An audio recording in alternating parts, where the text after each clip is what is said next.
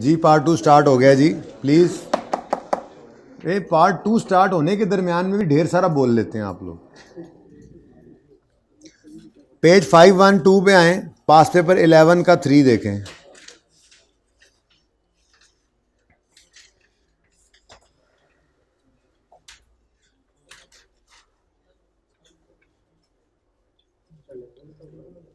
$512 सफ़ा, 3 part. On 1 फरवरी 21 PML sold car C. भाई चुप कर जाओ ना यार, अब बस कर दो ना। PML सोल्ड कार डी, नहीं sorry, car C to Gamma for 3 million and record. यार ये जो किया हुआ है उसने वो बाद में देखते हैं। PML also provided GL a ₹0.2 million discount voucher. ये 0.2 मिलियन मुझे कोई बता दे क्या है।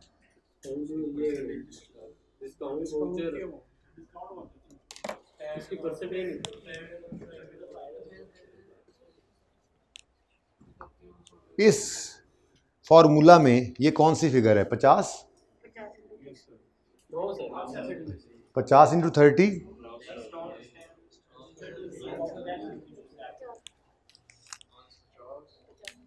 ये 50 इंटू 30 है। एक बात बता दूं, अभी थोड़ी देर में पता लग जाएगा, ठीक है ना। ये 50 इंटू 30 है। बेसिकली यहाँ पे 50 इंटू 30 क्या आ रहा था, ज़रा बताओ। 50 इंटू 30 क्या आ रहा है? 15। ये 15 यहाँ पे जो बनता था ना, ये क्या था? ये असल में इसकी स्टैंड अलोन प्राइस थी, लेकिन हमने कहा इसके आने के चांस कितने हैं, वो 80% था, इस वजह से फिर वो 12 पे चला गया था, ठीक है ना। देखो ना, डिस्काउंट कितना देना है? 50 रुपये पर कितने रुपए पर डिस्काउंट देना है? 50 पर। कितना देना है? 30%। तो कितना है? 15। असल तो ये कहानी थी, तो मैंने ये 15 वाली बात नहीं की थी। खैर, अब 15 रुपये का डिस्काउंट देना था, लेकिन उसके आने का चांस 80%। इसको IS-37 से मिक्स नहीं करना, हाई चांस और लो चांस नहीं, बस ये सिंपली आपने, और ये स्टैंडर्ड ने स्पेसिफिकली ऐसे ही तरीका बताया हुआ है इसका, तो ऐसे ही कर सकते हैं, ठीक है ना। तो ये 15 का 80%, ये है उसकी स्टैंड अलोन प्राइस, ठीक है। तो ये क्या है? 0.2 क्या है जी?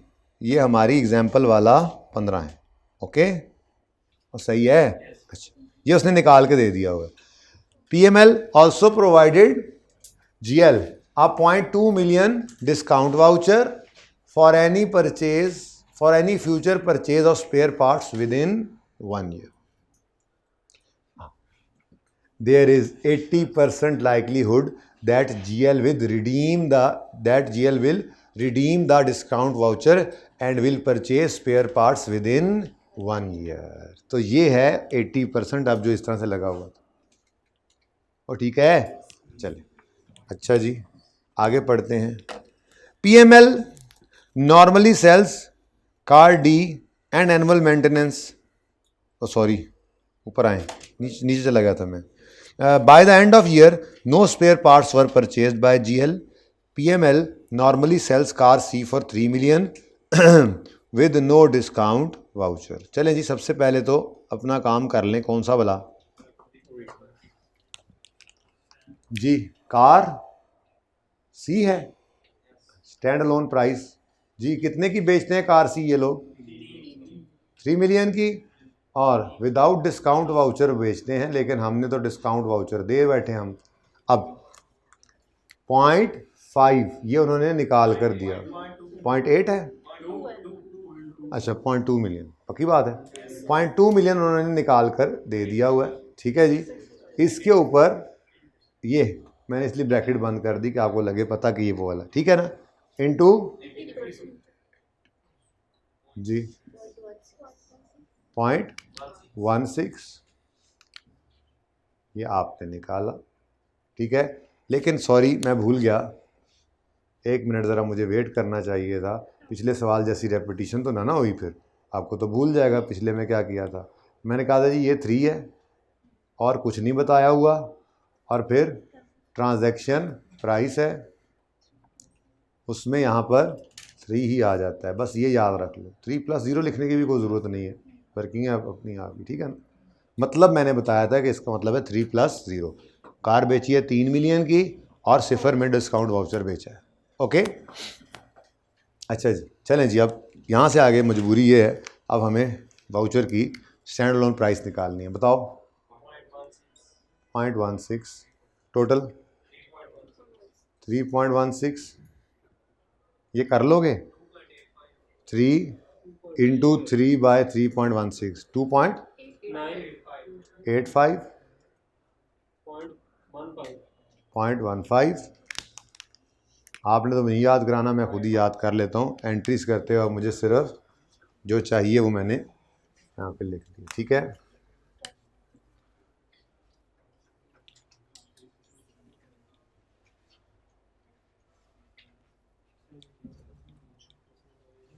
अच्छा जी, ओरिजिनल एंट्री, एक तो ये बड़ा मसला है। अच्छा भला टॉपिक समझ आ रहा होता है, रेक्टिफिकेशन करवाने लग जाता है जी। ओरिजिनल एंट्री कैश डेबिट कितने से? 3 से। फिर रेवेन्यू कार सी का 2.85 और कॉन्ट्रैक्ट लायबिलिटी 0.15। और उसके बाद वो कहता है कि हाँ, ये किस दिन कॉन्ट्रैक्ट हुआ है? वैसे कॉन्ट्रैक्ट किस दिन हुआ है? 1 फरवरी 21 पर, लेकिन 31 दिसंबर 21 है ना ईयर एंड, 30 जून 21 तक कोई भी नहीं आया। किस दिन हुआ है ये कॉन्ट्रैक्ट? यकम। हाँ हाँ, लेकिन हमने कौन सा लाइबिलिटी रिवर्स किया? मैं तो सिर्फ ये कह रहा हूँ कि कुछ रिकॉर्ड करने की, कुछ छेड़छाड़ करने की ज़रूरत नहीं है। हाँ है, अगले साल में किसी भी वक्त आ सकता है। 1 साल के लिए वाउचर का टाइम रखा हुआ है हमने, और अभी तो कितने महीने हुए हैं? फरवरी, मार्च, अप्रैल, मई, जून, 5 गए हैं, अभी 7 माह पड़े हैं। अगले साल के अंदर किसी वक्त आके डिस्काउंट ले सकता है वो, ठीक है। प्लीज़, ये होना चाहिए था। अब पता नहीं भाईजान ने क्या किया है। अकाउंटेंट वाली एंट्री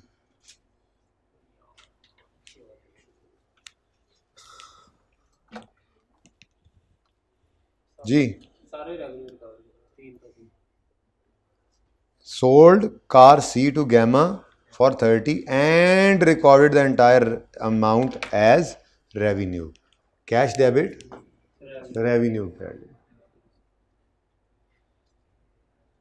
ये ABC क्या लिखना है ऐसे, ऊपर भी ना लिखा करो। अच्छा जी, 3 से ये एंट्री हो गई, तो कम कर दें जी रेवेन्यू डेबिट और हाँ, और contract liability credit.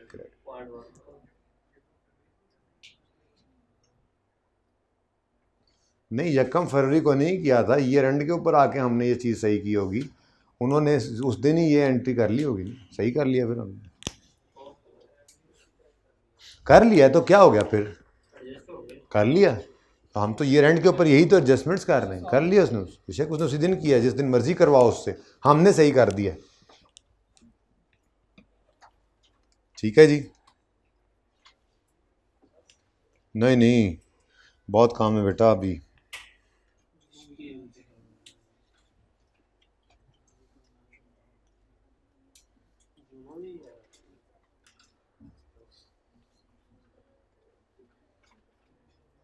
A very important concept we are going to start. और जो मुझे नज़र आ रहा है, पहले मुझे लग रहा था बॉस कोई चक्कर ही कोई नहीं, कॉन्ट्रैक्ट मॉडिफिकेशन भी हो जाएगा, लेकिन अब मुझे एकदम से लग रहा है कि शायद उसमें एक पॉइंट तो हो जाए।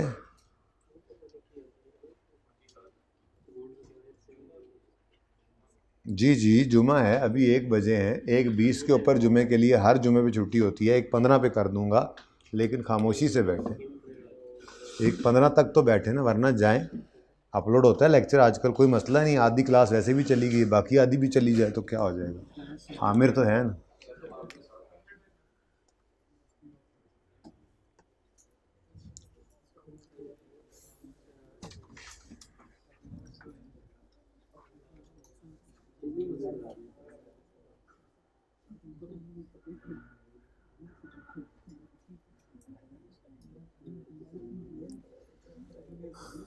अच्छा बच्चों, मिसाल के तौर पे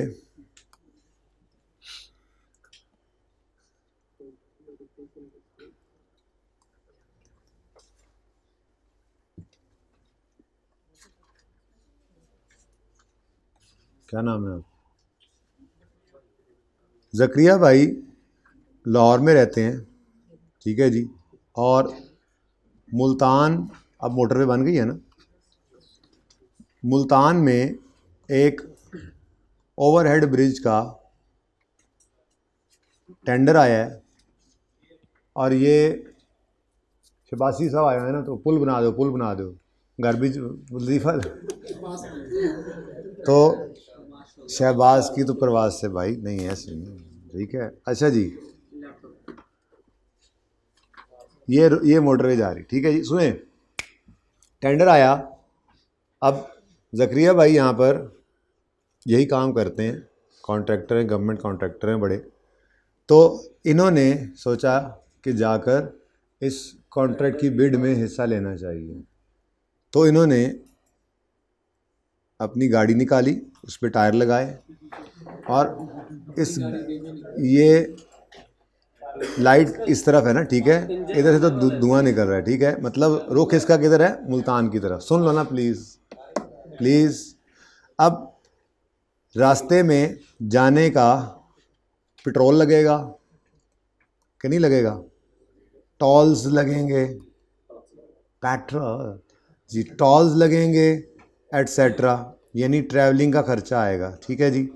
उसके बाद मुल्तान, अब देखें ना, लाइटें तो अभी से जली हुई हैं, ये असल में ये लाइटें, ठीक है, ये जो है ये असल में धुआं शुआं लगा रहा था, ठीक है, और पिछली लाइटें रेड होती हैं, आपको पता है, ठीक है। तो अब ये रात का टाइम हो गया है, काफ़ी दूर तक लाइटें भी जा रही हैं, तो पहुँचते पहुँचते रात हो गई इनको, यहाँ से दफ्तर से फारिग होके गए हैं। तो मुल्तान के अंदर ये होटल है, ठीक है जी, और इस होटल के साथ अब देखो, अब इनकी गाड़ी ये खड़ी हुई है, यानी ये वहाँ पहुँच गए हैं, ठीक है, लाइटें बंद हो चुकी हैं और अब ये होटल के अंदर रात रुके। अब यहाँ पर लॉजिंग का खर्चा वर्चा आ गया, ट्रैवलिंग हो गया, लॉजिंग, खाना पीना भी इसमें आ गया। सुबह सवेरे उठे और ये मुल्तान ही सारा मुल्तान है, ठीक है ना, होटल से निकले और वकील के दफ्तर में आए और उसको आगे कहा कि यार ज़रा बिड प्रिपेयर कर दें, ठीक है, लॉयर। अब ये पैसे लग रहे हैं और फिर जब ये बिड सबमिट की गई तो इन्होंने कॉन्ट्रैक्ट विन कर लिया। अब जब विन किया तो ये निकले ज़करिया भाई और वापसी पर इन्होंने रास्ते से ही फ़ोन किया, बहुत बड़ा प्रोजेक्ट मिला है, इन्होंने कहा है सेल्स टीम आपको 5% बोनस, हो गया ऐलान, ठीक है जी। मतलब वो सेल्स टीम भी साथ लगी होती है ना, पता है आपको, उन्होंने भी बिड बनाने में हेल्प की होती है, जाहिर सी बात है, इन्होंने कंपेटिटिव रेट दिया, ठीक है। अब कितनी चीज़ें आ गई जी, पेट्रोल, लॉजिंग वगैरह,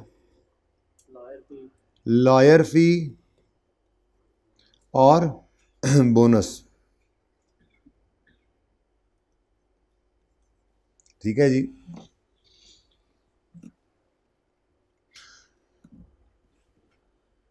IFRS 15 ये कहता है कि ये जो खर्चे हैं ना, ट्रैवलिंग, लॉजिंग, लॉयर को बिड वगैरह के पैसे देना, इनकी नेचर संक कॉस्ट जैसी है। मतलब चाहे ये कॉन्ट्रैक्ट जीतते चाहे ना जीतते, ज़करिया ने ये कॉस्ट इनकर कर दी थी। और जाहिर सी बात है, अपने बिजनेस के लिए कर रहा होता है हर बंदा भाग दौड़, तो ये बिजनेस का एक्सपेंस है, ठीक है। तो ये कौन सी कॉस्ट हैं जो कि होनी ही होनी थी, इनको इंक्रीमेंटल नहीं, संक कॉस्ट का लफ्ज़ इस्तेमाल नहीं करता स्टैंडर्ड, वैसे मैंने मिसाल देने के लिए समझा दिया आपको ज़रा, ठीक है। हाँ, कॉस्ट मैं भी पढ़ रहा हूँ ना आजकल ज़रा ज़्यादा, तो आप लोग जो है वो कॉस्ट चूँकि पढ़ चुके हैं, तो वैसे थोड़ा सा आइडिया दिया कि इररेलेवेंट हो जाती है ना वो कॉस्ट। भाई बात क्या है कि हमें कॉन्ट्रैक्ट मिलता या ना मिलता, ये कॉस्ट तो इनकर हो चुकी है, इसलिए इसको स्टैंडर्ड कहता है ये कॉन्ट्रैक्ट की वजह से नहीं है, ठीक है। हाँ, ये एक ऐसी कॉस्ट है कि ये सिर्फ इस वजह से आई है कि हमने ये कॉन्ट्रैक्ट विन किया। अगर हम ना ये कॉन्ट्रैक्ट विन करते तो ये कॉस्ट भी हमें ना पड़ती। इस कॉस्ट को स्टैंडर्ड ने नाम दिया है इंक्रीमेंटल कॉस्ट। क्या कहा है जी? इन कॉन्ट्रैक्ट ना होता तो ये कॉस्ट भी ना होती, कॉन्ट्रैक्ट ना होता तो ये कॉस्ट भी ना होती। जबकि कॉन्ट्रैक्ट हो मिलता या ना मिलता, पेट्रोल तो लग गया था, लॉजिंग पे खर्चा तो आ गया था, लॉयर ने पैसे तो ले लिए थे बिड बनाने के, प्रपोजल के या वो एग्रीमेंट ड्राफ्ट करने के, ठीक है, और सही है। तो पहली बात, जनरल रूल इन खर्चों के लिए क्या है कि ये एक्सपेंस आउट होते हैं, और जनरल रूल इस खर्चे का क्या है, ये कैपिटलाइज होता है। क्या होता है जी? और मतलब इन्वेंट्री बनाओगे, मतलब क्या करोगे, इसको इन्वेंट्री डेबिट कैश क्रेडिट कर लोगे, क्योंकि पुल है ना, पुल 3-4 साल में जाके बनना है। और बोलो, तो जैसे जैसे पुल बनता जाए वैसे वैसे इसको इन्वेंट्री से निकालते जाओ, कॉस्ट ऑफ वो कल वाली एंट्री करते जाओ।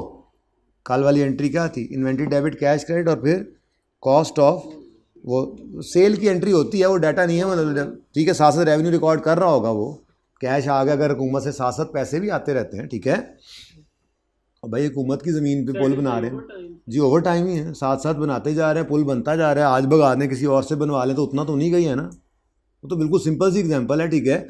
लेकिन मैं उस तरफ जा नहीं रहा फ़िलहाल, मैं इस वक्त बात कर रहा हूँ, असल में हमारा टॉपिक इस वक्त बेसिकली हमारा टॉपिक इस वक्त चल रहा है कॉन्ट्रैक्ट कॉस्ट्स, कॉन्ट्रैक्ट की कॉस्ट्स।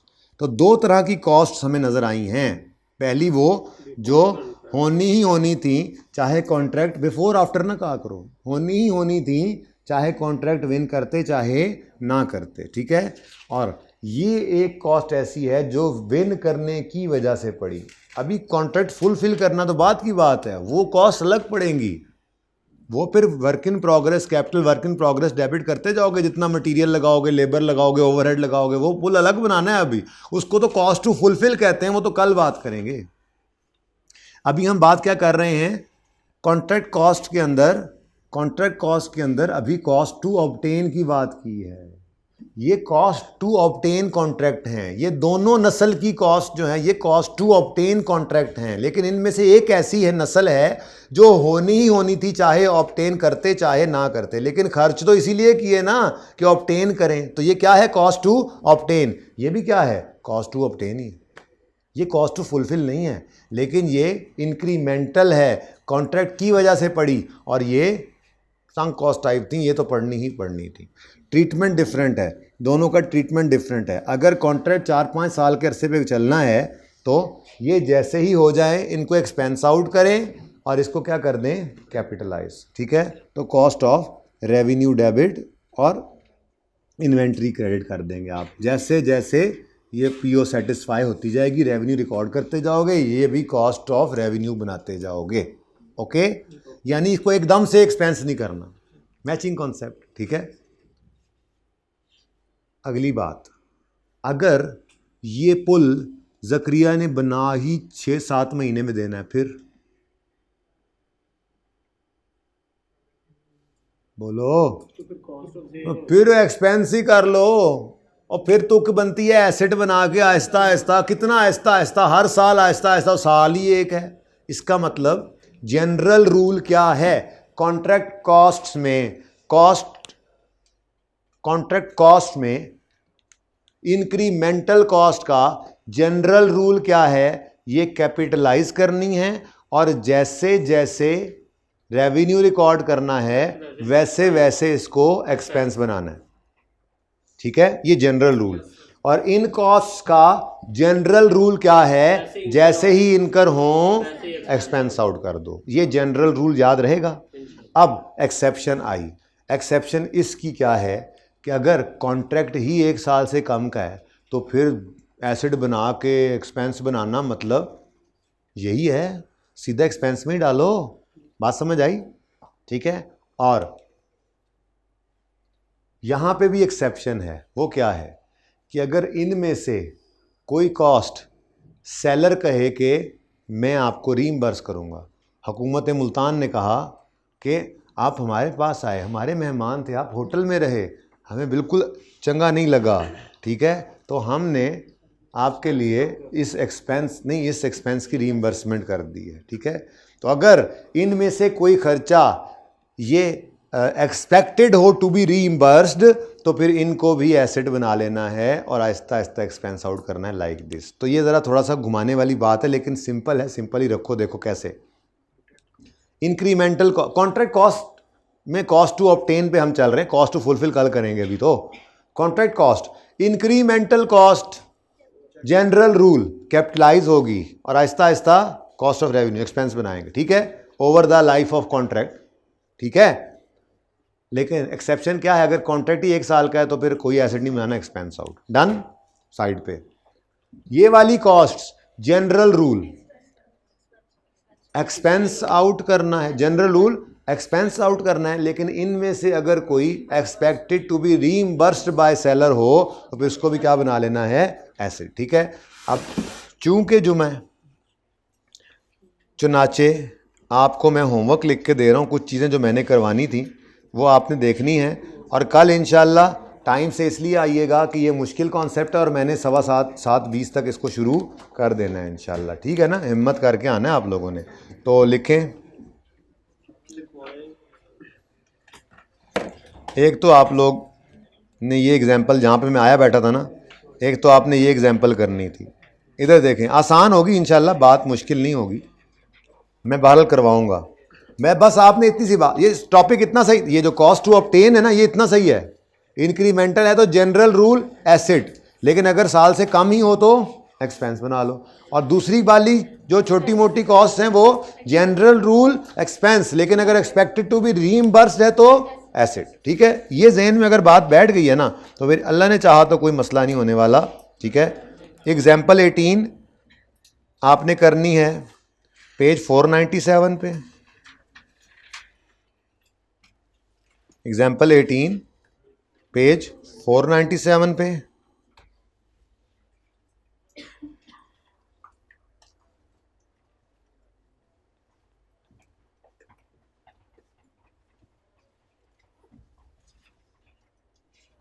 और इधर से इसको रीड करना है, इंशाल्लाह सारी बातें आपको मिलेंगी। इस जो इसका पेज नंबर है 462 कॉन्ट्रैक्ट कॉस्ट में 7.1 को रीड करना है, जितना कह रहा हूँ सिर्फ उतना।